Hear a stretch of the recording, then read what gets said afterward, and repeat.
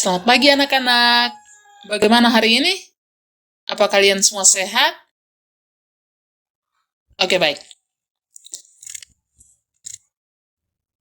Ibu minta semuanya berdiri. Mari kita awali pembelajaran kita hari ini dengan doa. Mari kita semua berdiri dan mengambil sikap berdoa. Marilah kita berdoa dalam nama Bapa dan Putra dan Roh Kudus. Amin. Ya Allah, Engkau telah mengutus putramu ke dunia yang dilahirkan dengan perantaraan Bunda Maria yang tetap perawan. Dengan ketaatan iman yang luar biasa, Bunda Maria melaksanakan kehendak-Mu. Buatlah kami mampu menimba iman dan ketaatan seperti yang ditunjukkan oleh Bunda Maria, sehingga kami dapat menikmati janji Kristus yang menyelamatkan demi keluhuran nama-Mu, kini dan sepanjang segala masa. Amin. Dalam nama Bapa dan Putra dan Roh Kudus. Amin. Oke, baik anak-anak. Materi pembelajaran kita hari ini adalah tentang Maria, teladan umat beriman. Baik.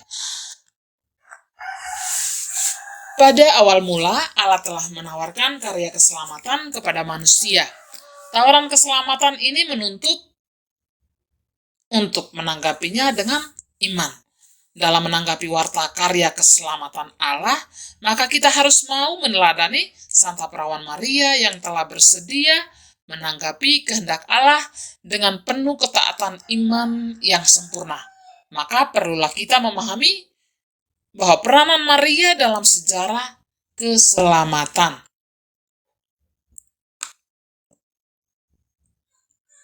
Oke. Nah, untuk itu sekarang Ibu akan berikan beberapa pertanyaan, ada 3 pertanyaan untuk kita dalami bersama dalam kaitan dengan materi kita hari ini. Oke, yang pertama, mengapa kita harus berziarah ke Gua Maria? Yang kedua, mengapa pada bulan Mei dan Oktober kita harus berdoa dari rumah ke rumah untuk menghormati Bunda Maria? Dan yang ketiga, mengapa kita harus menghormati Bunda Maria? Oke, silakan Ibu berikan kesempatan kepada kalian semua. Masing-masing bisa mencoba menjawabnya.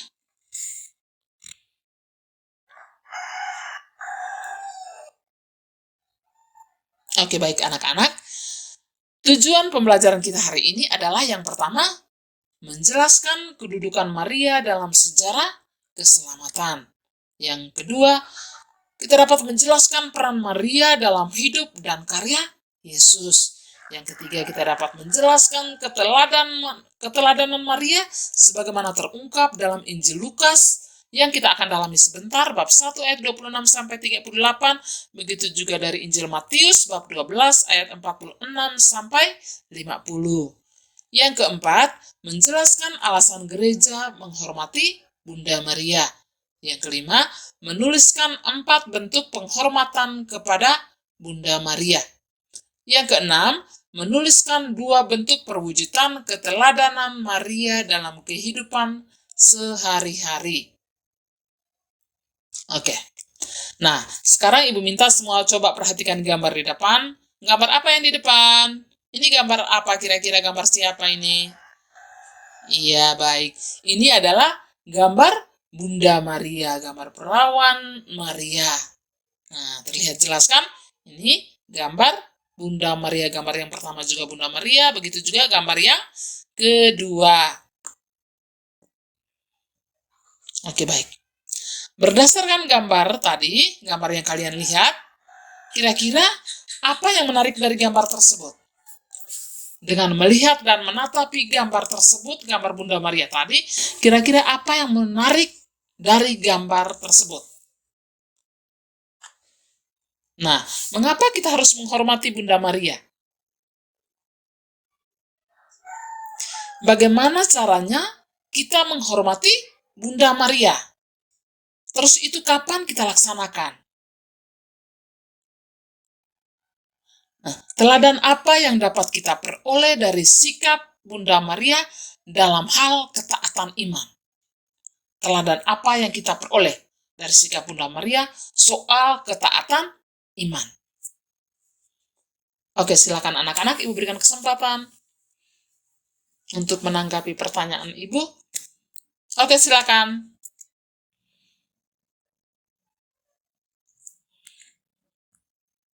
Ya, baik anak-anak, perhatikan di depan. Oke, Perawan Maria menghayati ketaatan iman yang paling sempurna.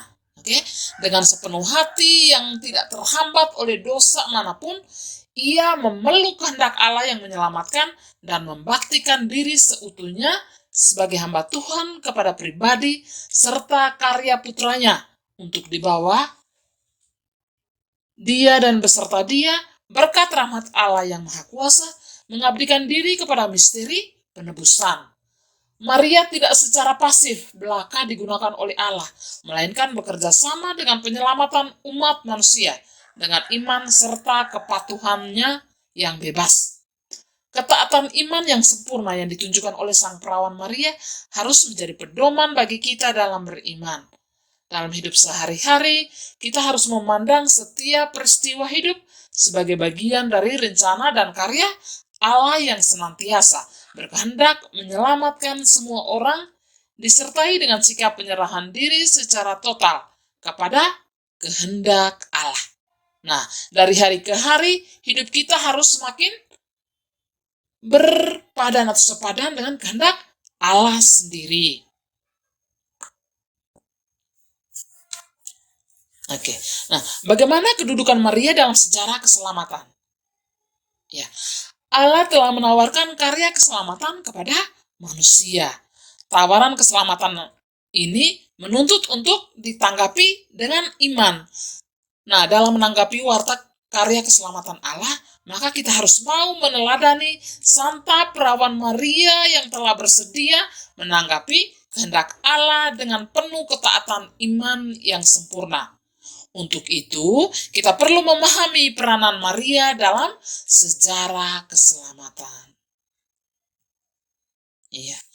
Nah, bagaimana peran Maria dalam hidup dan karya Yesus? Oke. Maria dapat dijadikan teladan iman bagi kehidupan kita. Selama seluruh kehidupannya, juga dalam percobaannya yang terakhir, yaitu ketika Yesus putranya dia wafat di kayu salib, imannya tidak goyah.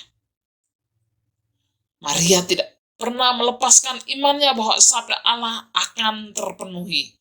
Jadi cobaan Bunda Maria luar biasa ya, ketika terakhir pada puncaknya Yesus disiksa, dianiaya, dipukul habis-habisan, diludahi. Nah, itu pencobaan luar biasa yang dialami oleh Bunda Maria. Tetapi imannya tidak goyah, dia percaya bahwa suatu saat kemuliaan Allah akan terjadi. Janji Allah akan terpenuhi.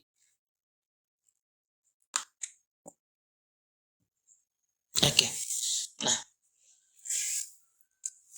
Nah, sekarang anak-anak, sekarang kita masuk ke dalam pendalaman kitab suci. Kita akan mendalami kitab suci bersama dari bacaan Injil Lukas dan juga Injil Matius. Oke, Ibu akan membacakan bacaan Injilnya.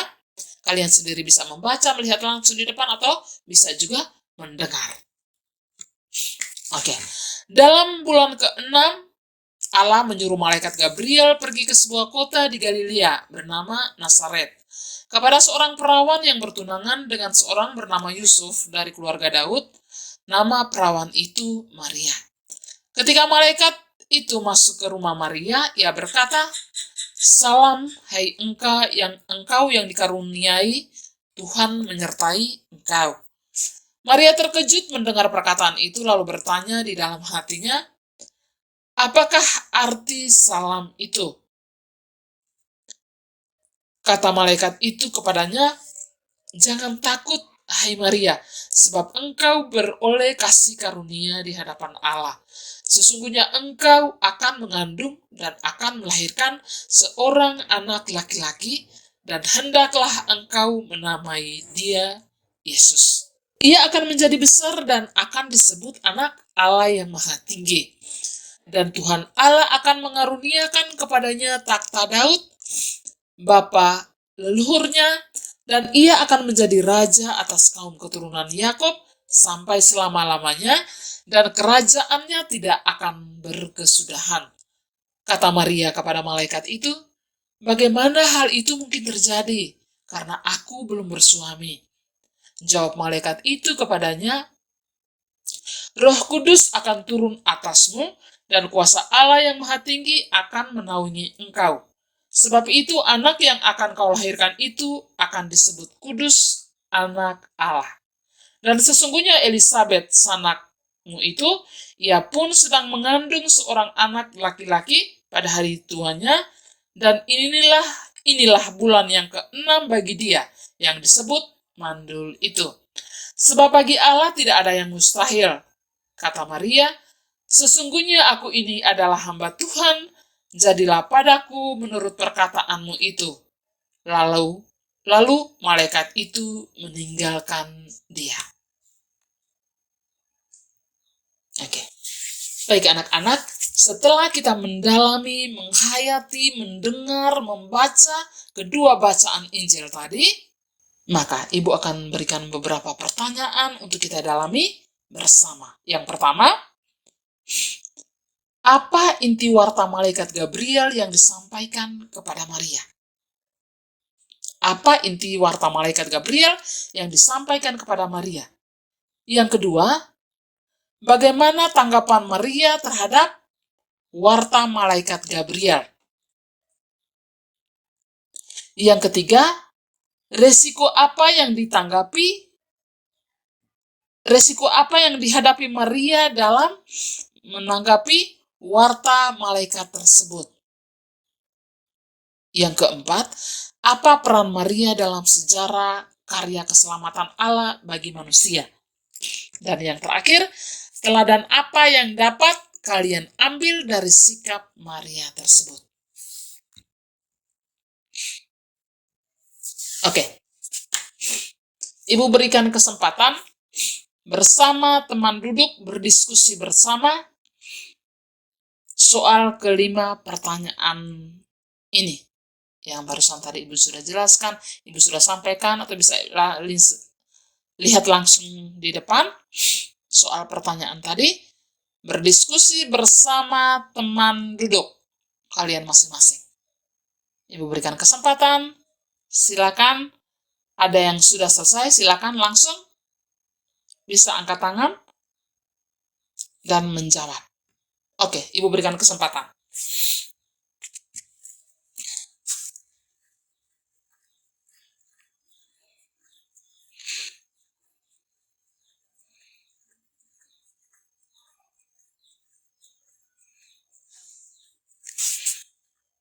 Ya, ada yang sudah?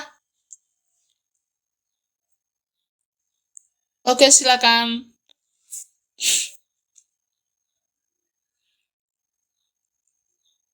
Iya, tepuk tangan untuk mereka dulu. Ya, yang berikut, mana yang sudah? Silakan angkat tangan. Oh iya, silakan.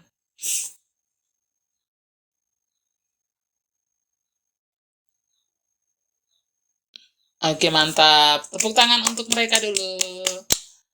Masih ada lagi satu, coba. Mana yang sudah? Oke, silakan, Nak.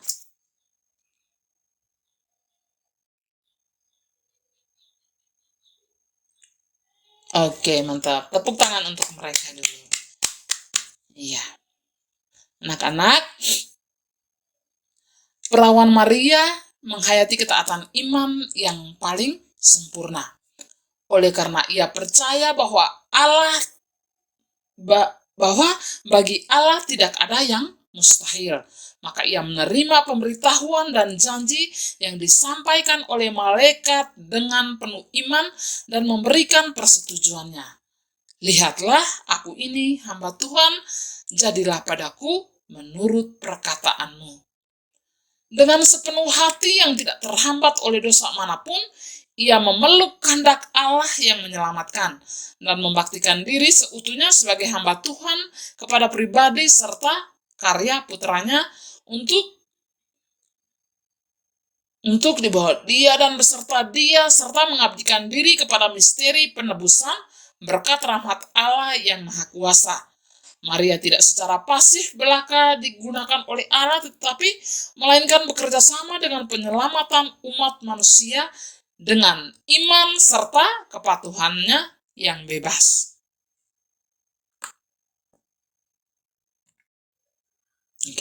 Selama seluruh kehidupannya juga dalam pencobaan-Nya yang terakhir ketika Yesus putranya wafat di kayu salib, imannya tidak goyah. Maria tidak melepaskan imannya bahwa sabda Allah akan terpenuhi. Karena itu, gereja menghormati Maria sebagai tokoh iman yang paling murni. Ketaatan iman yang sempurna ditunjukkan oleh Sang Perawan Maria harus menjadi pedoman bagi kita dalam beriman. Dalam hidup sehari-hari kita harus memandang setiap peristiwa hidup sebagai bagian dari rencana dan karya Allah yang senantiasa berkehendak menyelamatkan kita semua, disertai dengan sikap penyerahan diri secara total kepada kehendak Allah. Nah, dari hari ke hari, hidup kita harus semakin sepadan dengan kehendak Allah sendiri. Atau hidup kita harus sesuai dengan kehendak Allah sendiri.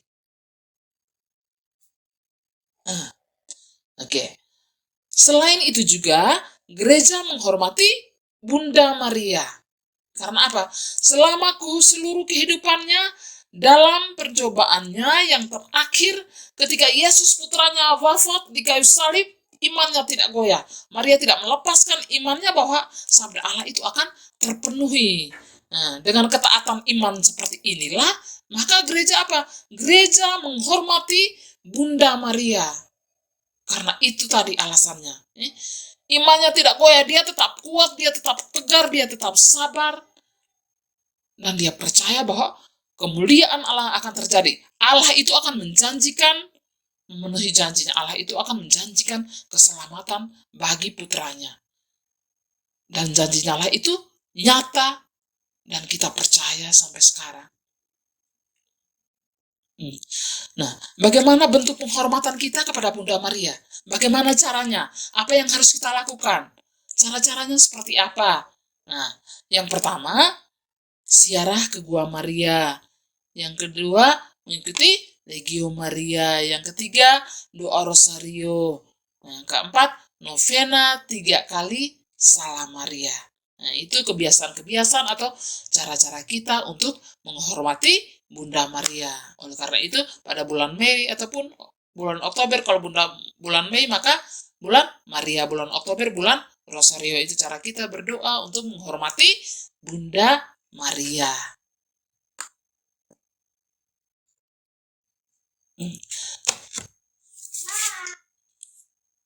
Nah, bagaimana perwujudan keteladanan Maria? Yang pertama, imannya. Yang kedua, kesetiaannya. Yang ketiga, kesederhanaan. Perwujudan keteladanan iman Maria. Yang pertama dia wujudkan atau dia nyatakan lewat imannya. Yang kedua, lewat kesetiaannya. Dan yang ketiga adalah kesederhanaan yang ditunjukkan oleh Bunda Maria. Nah, berdasarkan tadi, dalam bacaan kitab suci, apa yang sudah dilakukan oleh Bunda Maria, apa yang patut kita contohi, yang dilakukan Bunda Maria, bagaimana ketaatan imannya kepada Tuhan, dia memenuhi kehendak Allah. Nah, sekarang Ibu akan berikan beberapa pertanyaan untuk kita dalami bersama. Oke, yang pertama, jelaskanlah kedudukan Maria dalam sejarah keselamatan. Yang kedua, bagaimana peran Maria dalam hidup dan karya Yesus. Yang ketiga, bagaimana keteladanan Maria sebagaimana terungkap dalam Injil Lukas dan Injil Matius tadi. Yang berikut, alasan gereja. Bagaimana alasan gereja menghormati Bunda Maria? Jelaskan. Yang kelima, tulislah 4 bentuk penghormatan kepada Maria. Yang terakhir, tulislah 2 bentuk perwujudan keteladanan Maria dalam kehidupan sehari-hari. Oke. Ya, Ibu berikan kesempatan.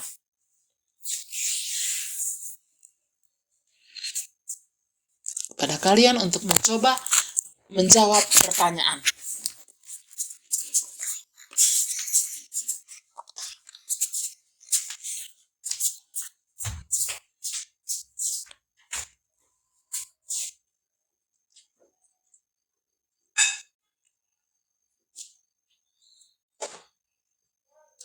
Oke, ada yang sudah?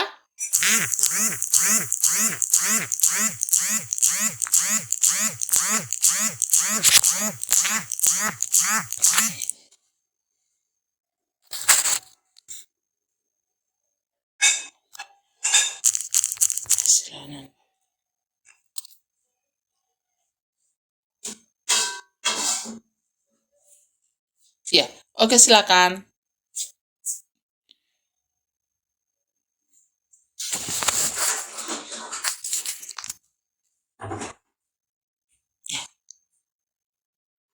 Ya. Bagaimana kedudukan anak-anak? Bagaimana kedudukan Maria dalam sejarah keselamatan? Kedudukan Maria dalam sejarah keselamatan adalah dia adalah apa? Dia adalah tokoh iman yang paling murni. Dia adalah tokoh iman yang paling murni. Maria menunjukkan ketaatan imannya kepada kehendak Bapa, dan itu dia nyatakan lewat apa? Ketaatan iman, dia tetap teguh, dia tetap sabar, dia tetap setia kepada kehendak Allah. Bagaimana ketaatan iman dia dicobai? Dia dicobai ketika Yesus menderita hingga akhirnya wafat dan mati untuk menebus kita punya dosa. Itu. Terus bagaimana peran Maria dalam hidup dan karya Yesus?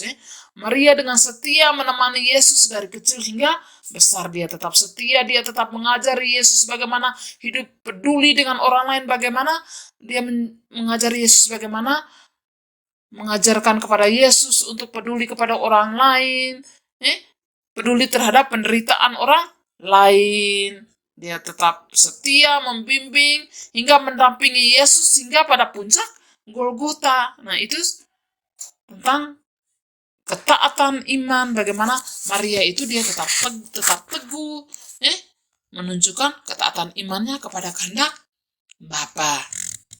Bagaimana alasan gereja menghormati Maria, Bunda Maria, karena itu tadi. Maria itu identik dengan ketaatan. Kita meladani apanya? Meladani ketaatan imannya yang paling sempurna kepada kehendak Bapa. Bagaimana cara kita, bentuk penghormatan kita? Kita bisa contohnya seperti kita mengunjungi Maria, mengikuti doa pada bulan Maria dari rumah ke rumah, atau berdoa rosario pada bulan rosario bulan Oktober, siara-siara ke Gua Maria, atau bisa juga doa novena di rumah kita masing-masing. Bisa 9 hari, bisa 3 hari. Nah, begitu contoh-contohnya. Oke. Terus bagaimana perwujudan keteladanan Maria dalam kehidupan sehari-hari? Nah, itu kita nyatakan lewat tadi. Beberapa doa yang kita ikuti tadi, doa rosario, doa pada bulan Maria. Seperti itu.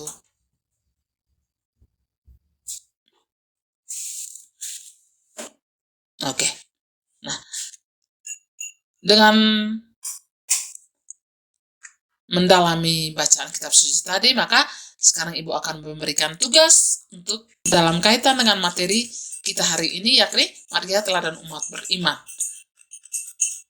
Oke, tugasnya adalah membuat clipping tentang Bunda Maria sebanyak 10 halaman. Membuat clipping ya, masing-masing. Tidak kelompok, masing-masing membuat clipping tentang Bunda Maria sebanyak 10 halaman.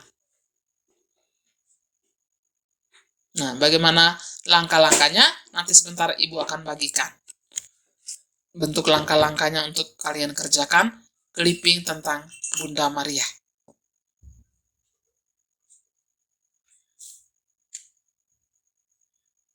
Oke. Baik anak-anak,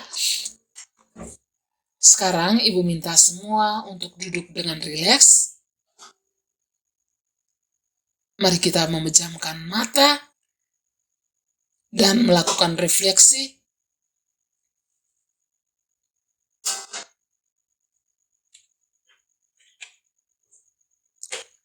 Anak-anakku yang terkasih,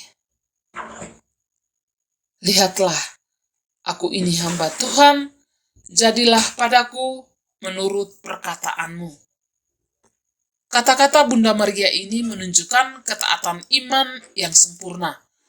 Bagaimana dengan sikap kita ketika menanggapi panggilan dan kehendak Allah? Apakah kita masih tawar-menawar ketika kita mendapat panggilan Tuhan? Sanggupkah kita penuh ketaatan iman melaksanakan kehendak Allah? Sudahkah hidup kita menjadi tanda keselamatan bagi sesama?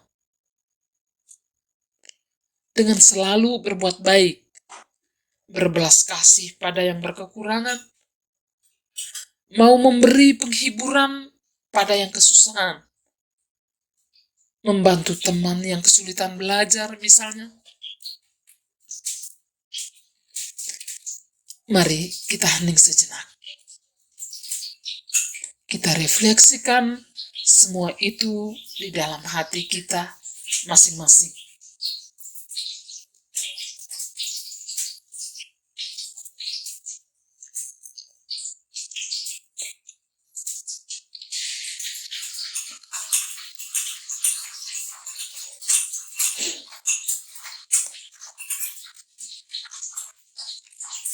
Sekarang Ibu minta, bukalah secara perlahan-lahan mata kalian. Tulis hasil refleksimu ke dalam buku catatan kalian masing-masing.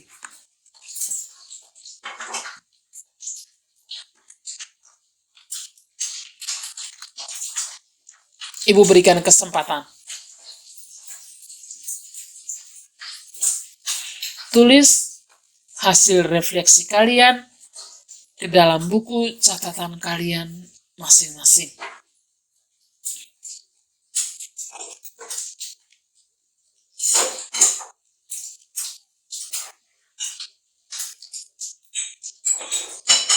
Oke, baik anak-anak yang terkasih, dengan ini pembelajaran kita hari ini sudah selesai. Mari kita menutupnya dengan doa. Dalam nama Bapa dan Putra dan Roh Kudus. Amin. Mari kita berdoa bersama-sama. Marilah kita berdoa Salam Maria secara bersama-sama. Salam Maria, penuh rahmat Tuhan sertamu, terpujilah engkau di antara wanita, dan terpujilah buah tubuhmu Yesus. Santa Maria, Bunda Allah, doakanlah kami yang berdosa ini, sekarang dan waktu kami mati. Amin.